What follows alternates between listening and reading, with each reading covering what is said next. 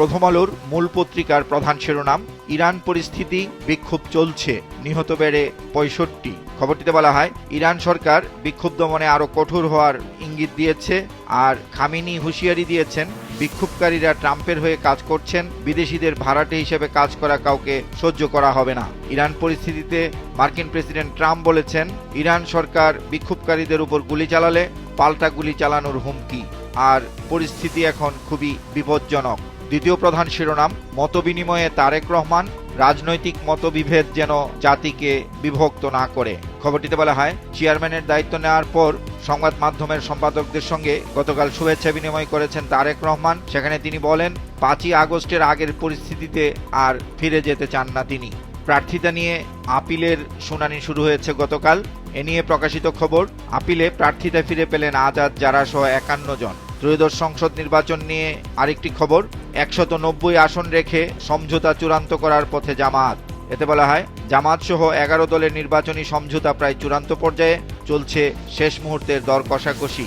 Digital জগতে মিথ্যা নিয়ে প্রকাশিত খবর, নির্বাচনে ডিপফেক, চিপফেক আতঙ্ক। এতে বলা হয়, এখন এআই দিয়ে এমনভাবে ভুয়া ভিডিও তৈরি করা যাচ্ছে যা একেবারে আসলের মতো মনে হয়। গত অক্টোবর থেকে ডিসেম্বর পর্যন্ত 1441টি ভুল তথ্য শনাক্ত করা হয়েছে রিউমার স্ক্যানারের বিশ্লেষণে। এর মধ্যে 956টি রাজনৈতিক। গ্যাস সংকট নিয়ে শেষ পৃষ্ঠায় প্রকাশিত খবরের শিরোনাম, রান্নার চুলা থেকে স্টেশন সবখানেই গ্যাস সংকট। প্রতিবেদনটিতে বলা হয়, সরবরাহ বাড়েনি, এলপিজির 10% ও প্রাকৃতিক গ্যাসের 5% যায় পরিবহনে। আয় কমে গেছে গ্যাস স্টেশনের। এতে আরও বলা হয়, 1306 টাকার গ্যাস সিলিন্ডার বিক্রি হচ্ছে দ্বিগুণের কাছাকাছি। এলপিজি সরবরাহ কম হওয়ায় অনেক গ্যাস স্টেশনের ব্যবসা বন্ধ হওয়ার পথে। আর তিতাসের পাইপলাইন দুর্ঘটনায় ঢাকায় গ্যাস সরবরাহ ব্যাহত। আবহাওয়া পরিস্থিতি নিয়ে খবর, শৈত্যপ্রবাহ থাকবে, তবে তাপমাত্রা বাড়তে পারে। খবরটিতে বলা হয়, রাজশাহী ও রংপুর বিভাগের 16 জেলা এবং যশোর, চুয়াডাঙ্গা ও কুষ্টিয়ায় গতকাল শৈত্যপ্রবাহ বয়ে গেছে। সমকালের প্রধান শিরোনাম, ইউনাইটেড কমার্শিয়াল ব্যাংক 102 হতদরিদ্রের নামে 963 কোটি টাকা ঋণ। এতে বলা হয়, ঢাকায় কারওয়ান বাজার শাখায় আরামিড গ্রুপের কয়েকজন কর্মচারীর নামে প্রায় 2500 কোটি টাকা ঋণ দেওয়া হয়েছে। চট্টগ্রামের চকবাজার শাখায় 50 দিন মজুরের নামে 449 কোটি টাকা ঋণ। সাংবাদিকদের সঙ্গে তারেক রহমানের শুভেচ্ছা বিনিময়ের খবরটি দ্বিতীয় প্রধান শিরোনাম করেছে পত্রিকাটি। 5 আগস্টের আগের অবস্থায় ফিরে যেতে চাই না। গতকালের শুভেচ্ছা বিনিময় অনুষ্ঠানে একথা বলেছেন বিএনপির চেয়ারম্যান তারেক রহমান। জ্বালানি নিয়ে প্রকাশিত খবর, জ্বালানি সংকট কাটছে না, ঘরে ঘরে ভোগান্তি। পাইপলাইনে স্বল্প চাপ, এলপিজিতে নৈরাজ্য।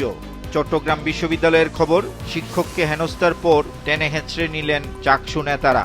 নির্বাচন সামনে রেখে সিপিডির পর্যালোচনা, অর্থনীতির প্রধান ঝুঁকি বিনিয়োগ মন্দা। খবরটি ছাপা হয়েছে শেষ পৃষ্ঠায়।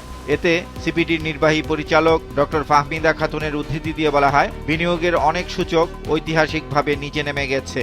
আর সম্মাননীয় ফেলো অধ্যাপক মুস্তাফিজুর রহমানের উদ্ধৃতি দিয়ে বলা হয়, উন্নয়ন ব্যয় কমানো নয়, রাজস্ব বাড়ানোই টেকসই সমাধান।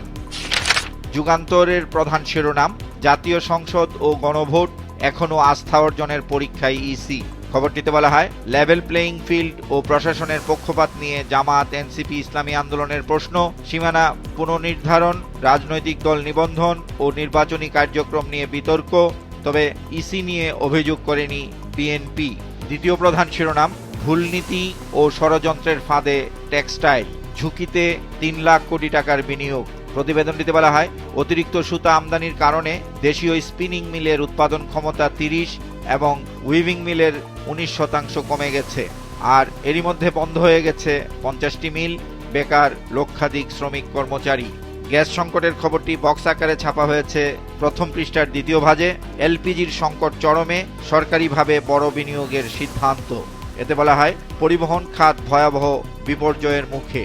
তিস্তা মহাপরিকল্পনা বাস্তবায়নে চীনের অর্থায়ন নিয়ে শেষ পৃষ্ঠায় প্রকাশিত খবরের শিরোনাম, অন্তর্বর্তী সরকারের আমলে হচ্ছে না ঋণ চুক্তি। খবরটিতে বলা হয়, বাংলাদেশের চাওয়া ঋণের বিষয়ে সাড়া মেলেনি 5 মাসেও, প্রকল্পের ডিপিপি আসেনি পরিকল্পনা কমিশনে। সড়ক মহাসড়কে দুর্ঘটনা নিয়ে প্রকাশিত খবর, রোড সেফটি ফাউন্ডেশনের তথ্য, মোটরসাইকেল দুর্ঘটনায় নিহত সবচেয়ে বেশি। প্রতিবেদনটিতে বলা হয় 2025 সালে সড়ক দুর্ঘটনায় প্রাণ হারিয়েছেন 7,359 জন, আর দুর্ঘটনা রোধে 21 দফা প্রস্তাব দেওয়া হয়েছে। কালের কণ্ঠের প্রধান শিরোনাম, ভোটযুদ্ধের প্রস্তুতি, নানা সমীকরণ।